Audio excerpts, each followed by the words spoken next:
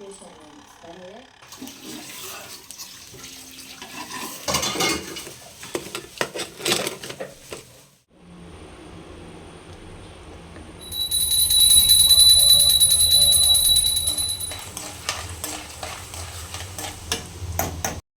Everyone, welcome back to my YouTube channel we are Vishnu Kannada vlogs. ನಾನು ದೀಪಾ. ಎಲ್ಲರೂ ಹೇಗಿದ್ದೀರಾ? ಚೆನ್ನಾಗಿದ್ದೀರಾ? ನಾನು ಕೂಡ ತುಂಬಾನೇ ಚೆನ್ನಾಗಿದ್ದೀನಿ. ಅಮ್ಮನ ಮನೆಯಲ್ಲಿ ಲಾಸ್ಟ್ ಲಾಗ್ ಅಂತ ಹೇಳ್ಬೋದು. ಲಾಸ್ಟ್ ವಿಡಿಯೋ ಮಾಡ್ತಾ ಇದ್ದೀನಿ. 7 ಡೇಸ್ ಇದ್ದು ಬಂದಿದ್ದೀನಿ. ಒಂದು 10 ಡೇಸ್ 15 ಡೇಸ್ ಇದ್ದು ಬರೋಣ ಅಂತ ಹೋಗಿ 7 ಡೇಸ್ಗೆ ಓಡ್ ಬರಂಗಾಯ್ತು. ಸೊ ಲಾಸ್ಟ್ ದಿನದ ವಿಡಿಯೋನ ಒಂದ್ ಸ್ವಲ್ಪ ವಿಡಿಯೋ ಮಾಡ್ಕೊಂಡಿದೀನಿ. ಅದನ್ನ ಇವತ್ತು ಶೇರ್ ಮಾಡ್ಕೊಂತ ಇದ್ದೀನಿ. ವಿಡಿಯೋ ಇಷ್ಟ ಆದ್ರೆ ಲೈಕ್ ಮಾಡಿ, ಶೇರ್ ಮಾಡಿ, ಕಮೆಂಟ್ ಮಾಡಿ. ಇನ್ನು ಯಾರೆಲ್ಲ ಸಬ್ಸ್ಕ್ರೈಬರ್ ಮಾಡ್ಕೊಂಡಿರೋ ವಿಡಿಯೋ ನೋಡ್ತಾ ಇದ್ರೆ ಬೇಗ ಸಬ್ಸ್ಕ್ರೈಬರ್ ಮಾಡ್ಕೊಂಡು ಸಪೋರ್ಟ್ ಮಾಡಿ. ಸೊ ಹಳ್ಳಿ ಕಡೆ ಒಂದ್ ಬೆನಿಫಿಟ್ ಏನಂದ್ರೆ ಹೂವ ತಗೊಳಲ್ಲ. ಅಮ್ಮ ಕೂಡ ಅಷ್ಟೇ ಕೆಲವೊಂದ್ ಹಬ್ಬಗಳು ಮಾತ್ರನೇ ಹೂವ ತಗೊಂತಾರೆ. ಮತ್ತೆ ಫೋಟೋಗೆ ದೇವ್ರಿಗೆಲ್ಲ ನಮ್ ಬೆಂಗಳೂರಲ್ಲಿ ಒಂದೊಂದು ಹೂವ ಇಟ್ಟು ಪೂಜೆ ಮಾಡ್ತೀರಿ ನಾವು. ಅಲ್ಲಿ ಹಾಗಲ್ಲ, ಒಂದೊಂದ್ ಫೋಟೋಕ್ಕೆ 2 ಮಳ ಇಟ್ಟು ಪೂಜೆ ಮಾಡಿದ್ರೇನೆ ಅವ್ರಿಗೆ ಹಬ್ಬ ಅನ್ಸೋದು. ಸೊ ಆ ತರ ಇರುತ್ತೆ. ಹಳ್ಳಿ ಕಡೆ ಅಂತೂ ಸಿಕ್ಕಾಪಟ್ಟೆ ಹೂವ ಸಿಗುತ್ತೆ.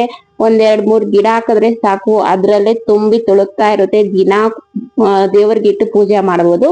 ಸೊ ಹಾಗೆ ನಮ್ಮನೆ ಹತ್ರನು ದಾಸವಾಳ ಹೂವ ಇತ್ತು. ಸೊ ಹಾಗೆ ಇಡೋದೇನ್ಕಂತೇಳಿ ನಾನು ಕಟ್ಬಿಟ್ಟು ಈ ತರ ಫೋಟೋಗೆಲ್ಲ ಅಲಂಕಾರ ಮಾಡಿದೆ. ಸೊ ಇವತ್ತು ಬ್ರೇಕ್ಫಾಸ್ಟ್ ಬಂದು ಈರುಳ್ಳಿ ದೋಸೆ ಮತ್ತೆ ಪಡ್ಡು ಮಾಡ್ತಾ ಇದೀನಿ. ಇದೇನಂದ್ರೆ ನಮ್ಮ ಅಪ್ಪನಿಗೆ ಸ್ವಲ್ಪ ಲೂಸ್ ಮೋಷನ್ ಆಗಿದೆ. ಯಾರಿಗಾದ್ರೂ ಲೂಸ್ ಮೋಷನ್ ಆದ್ರೆ ಟೀ ಪುಡಿಗೆ ಸ್ವಲ್ಪ ಮೆಂತೆ ಹಾಕಿ ಚೆನ್ನಾಗಿ ಕುದಿಸ್ಬಿಟ್ಟು ಕೊಟ್ರೆ ಲೂಸ್ ಮೋಷನ್ ನಿಲ್ಲುತ್ತೆ. ಯಾರಿಗಾದ್ರೂ ಯೂಸ್ ಆದ್ರೆ ನೀವು ಈ ತರ ಮಾಡ್ಕೊಳ್ಳಿ. ಸೊ ಬೆಳಗ್ಗೆ ಬ್ರೇಕ್ಫಾಸ್ಟ್ಗೆ ಎಲ್ಲಾರ್ಗುನು ಇವತ್ತು ಈರುಳ್ಳಿ ದೋಸೆ ಹಾಕ್ತಾ ಇದ್ದೀನಿ. ಬೆಳಗ್ಗೆ ಹೋಗಿ ವಾಕಿಂಗ್ ಎಲ್ಲ ಮುಗಿಸ್ಕೊಂಡ್ ಬಂದು ಆಮೇಲೆ ಬ್ರೇಕ್ಫಾಸ್ಟ್ ಮಾಡ್ತಾ ಇದೀನಿ. ನನ್ ತಂಗಿ ಎಲ್ಲಾನು ಕಟ್ ಮಾಡ್ಕೊಟ್ಲು. ಈರುಳ್ಳಿ, ಕ್ಯಾರೆಟ್, ಮನೇಲಿ ಏನೇನಿತ್ತೋ ತರಕಾರಿ ಎಲ್ಲಾನು ಕಟ್ ಮಾಡ್ಕೊಟ್ಟಾಳೆ.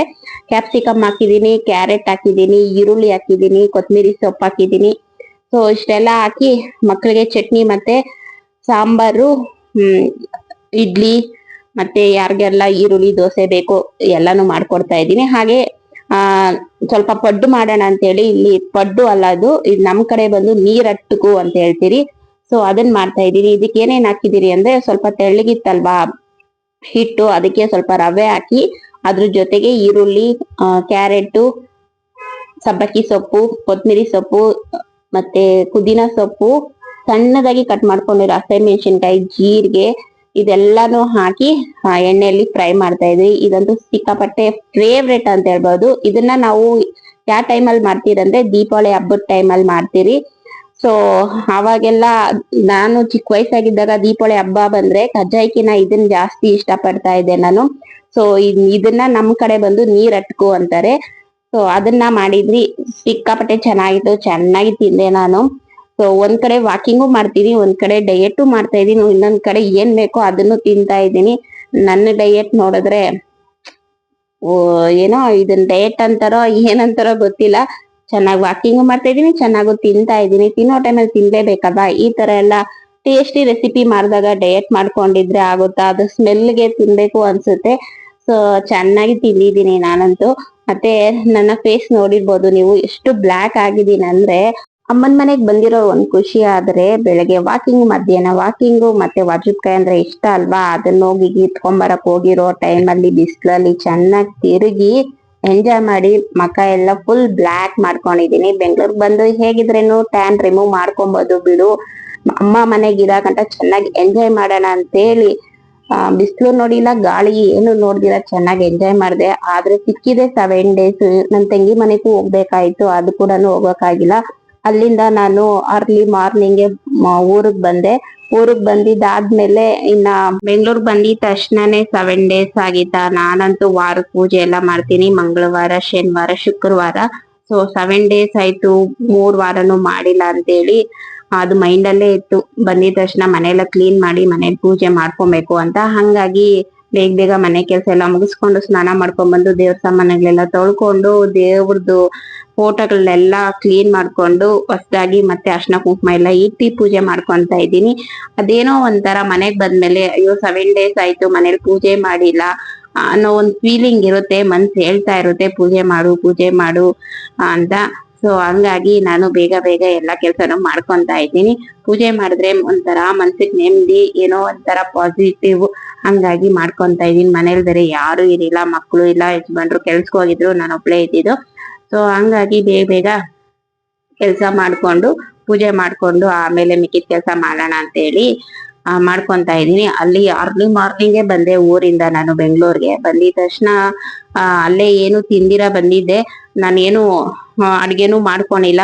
ಊರಿಂದ ರಾಗಿ ಮಾಲ್ಟ್ ಮಾಡಿದ್ನಲ್ವಾ, ಅದೇ ಗಂಜಿ ಮಾಡ್ಕೊಂಡು ಕುಡ್ದ್ಬಿಟ್ಟು ಮನೆ ಕೆಲ್ಸ ಎಲ್ಲ ಮಾಡ್ಕೊಂಡು ಪೂಜೆಗೆಲ್ಲ ರೆಡಿ ಮಾಡ್ಕೊಂತ ಇದ್ದೀನಿ. ಸಂಜೆಗೆ ಒಂದೇ ಸತಿ ಅಡ್ಗೆ ಮಾಡ್ಕೊಳ್ಳೋಣ ಅಂತ ಹೇಳಿ, ಯಜಮಾನ್ರು ಕೂಡ ಡ್ಯೂಟಿಗೆ ಹೋಗಿದ್ರಲ್ವಾ, ಹಂಗಾಗಿ ಇನ್ಯಾರಿಗ ಅಡ್ಗೆ ಮಾಡೋದು, ನನ್ ಗಂಜಿನೇ ಕುಡ್ಕೊಂಡೋಣ ಅಂತ ಹೇಳಿ ಗಂಜಿ ಕುಡ್ದ್ಬಿಟ್ಟು ಆದ್ಮೇಲೆ ಮನೆ ಕೆಲಸ ಎಲ್ಲ ಮಾಡ್ಕೊಂಡು ಪೂಜೆಗೆ ಎಲ್ಲ ರೆಡಿ ಮಾಡ್ಕೊಂತ ಇದ್ದೀನಿ. ಸೊ ಪೂಜೆ ಎಲ್ಲ ಮುಗಿಸ್ಕೊಂಡಿದ್ದಾದ್ಮೇಲೆ ಮಿಕ್ಕಿದ ಕೆಲ್ಸ ಮಾಡ್ಕೊಳ್ಳೋಣ ಅಂತ ಹೇಳಿ. ನಾವಂತೂ 7 days ಮನೆಗೆ ಇರಿಲ್ಲ ಅಂದ್ರೆ ಮನೆ ಯಾವ ತರ ಇರುತ್ತೆ ಅಂತ ಎಲ್ಲಾರ್ಗೂ ಗೊತ್ತಿರೋ ವಿಷಯನೇ. ಮನೆಯಲ್ಲಿರೋ ಗಂಡಸ್ರಂತೂ ಎಂತ ಕೆಲ್ಸನೂ ಮಾಡಿರಲ್ಲ. ಹಂಗಾಗಿ ಎಲ್ಲಾ ಕೆಲ್ಸ ಮಾಡೋ ಅಷ್ಟೊತ್ತಿಗೆ ನನ್ಗೂ ಸಾಕಾಯ್ತು. ಏನ್ಕಾದ್ರೂ ಊರ್ಗ್ ಹೋತೀನೋ ಅನ್ಸುತ್ತೆ, ಒಂದೊಂದ್ಸತಿ ಅಷ್ಟು ಬೇಜಾರಾಗುತ್ತೆ ಮನೆ ನೋಡ್ಬಿಟ್ರೆ. ಸೊ ನಾವು ಇರೋದ್ ಬೇರೆ ರೋಡ್ ಸೈಡ್ ಅಲ್ಲಲ್ವಾ, ತುಂಬಾನೇ ಧೂಳ್ ತುಂಬಿರುತ್ತೆ. ನಾನು ಮೆಟ್ಲಿಕ್ಕಿದ ತಕ್ಷಣನೇ ಕಾಲ್ಕ್ ಅಷ್ಟು ಧೂಳ್ ಮೆತ್ಕೊಂತ ಇತ್ತು. ಫಸ್ಟ್ ಬಂದಿದ ತಕ್ಷಣ ನಮ್ಮ ಬಾಲ್ಕನಿ ಮೆಟ್ಲುಗಳೆಲ್ಲ ಕಸ ಗುಡ್ಸಿ ಎಲ್ಲ ತೊಳ್ದಿ, ಆಮೇಲೆ ಮನೆಯೆಲ್ಲ ಕ್ಲೀನ್ ಮಾಡ್ಕೊಂಡು ಆಮೇಲೆ ದೇವ್ರ ಸಾಮಾನೆಲ್ಲ ತೊಳ್ದಿ ಆಮೇಲೆ ಪೂಜೆ ಮಾಡ್ಕೊಂತ ಇದ್ದೀನಿ. ಸೊ ಫೈನಲಿ ಮನೇಲಿ ಪೂಜೆ ಎಲ್ಲ ಆಯ್ತು. ಪೂಜೆ ಎಲ್ಲ ಆದ್ಮೇಲೆ ಒಂಥರ ರಿಲೀಫ್ ಫೀಲಿಂಗ್ ಆಯ್ತು, ತುಂಬಾನೇ ಖುಷಿ ಆಯ್ತು. ಎಲ್ಲರಿಗೂ ಅಷ್ಟೇ ಅಲ್ವಾ, ಮನೇಲಿ ಪೂಜೆ ಒಂದಾದ್ರೆ ಏನೋ ಒಂಥರ ಪಾಸಿಟಿವ್ ವೈಫು, ನೆಮ್ಮದಿ ಅನ್ಸುತ್ತೆ. ಸೊ ಹಂಗೆ ನನ್ಗೂ ಫೀಲಿಂಗು. ಪೂಜೆ ಅಂದ್ರೇನೆ ಒಂಥರ ಖುಷಿ. ಮಾಡೋವಾಗ ಈ ನಡುವೆ ಯಾಕೋ ಗೊತ್ತಿಲ್ಲ, ನನಗೆ ಪೂಜೆ ಮಾಡ್ಬೇಕು ಅಂದ್ರೆ ಅಷ್ಟೊಂದು ಇಂಟ್ರೆಸ್ಟ್ ಬರ್ತಾ. ಮುಂಚೆ ಎಲ್ಲ ನಾನು ಪೂಜೆ ಅಂದ್ರೆ ವಾರ ಪೂರ್ತಿನೂ ಮಾಡ್ತಾ ಇದ್ದೆ. ಇವಾಗ ವಾರಗಳಲ್ಲಿ 3 ದಿನ ಮಾಡ್ತಾ ಇದ್ದೀನಿ. ಅದ್ರಲ್ಲೂ ಒಂದೊಂದ್ ದಿನ ತಪ್ಪಿಸ್ಬಿಡ್ತೀನಿ. ಯಾಕೋ ಬರ್ತಾ ಬರ್ತಾ ಪೂಜೆ ಮಾಡ್ಬೇಕು, ಎಲ್ಲಾ ಕೆಲ್ಸ ಮಾಡ್ಕೊಂತೀನಿ, ಇನ್ನೇನ್ ಪೂಜೆ ಮಾಡ್ಬೇಕು, ದೇವ್ರ ಮನೆಯೆಲ್ಲ ಕ್ಲೀನ್ ಮಾಡ್ಕೊಂಡು ಅನ್ನೋ ಟೈಮಲ್ಲಿ ಏನೋ ಒಂಥರ ಆಯಾಸ ಆಗಿ ಮಾಡ್ಬೇಕಾ, ನಾಳೆ ಮಾಡ್ಕೊಳ್ಳೋಣ ಬಿಡು, ಇನ್ನೊಂದ್ ವಾರ ಮಾಡೋಣ ಬಿಡು, ಆ ತರ ಆಗ್ತಾ ಇದೆ. ಯಾಕೆ ಈ ತರ ಆಗ್ತಾ ಇದೆಯೋ ಗೊತ್ತಿಲ್ಲ. ನಿಮ್ಗೆ ಏನಾದ್ರೂ ಇದಕ್ ರೀಸನ್ ಗೊತ್ತಿದ್ರೆ ಕಮೆಂಟ್ ಸೆಕ್ಷನ್ ಅಲ್ಲಿ ತಿಳಿಸಿ. ಸೊ ಫೈನಲಿ ಪೂಜೆ ಎಲ್ಲ ಆಯ್ತು, ಅರ್ಶಿನ ಕುಂಕುಮ ಎಲ್ಲ ಇಟ್ಕೊಂಡು ಈಗ ಮತ್ತೆ ನಾನು ಮಧ್ಯಾಹ್ನ ಏನು ವಿಡಿಯೋ ಮಾಡ್ಕೊಂಡಿಲ್ಲ, ಸಂಜೆಯಿಂದ ವಿಡಿಯೋ ಸ್ಟಾರ್ಟ್ ಮಾಡಿದೀನಿ. ಯಜಮಾನ್ರು ಬಂದ್ರು.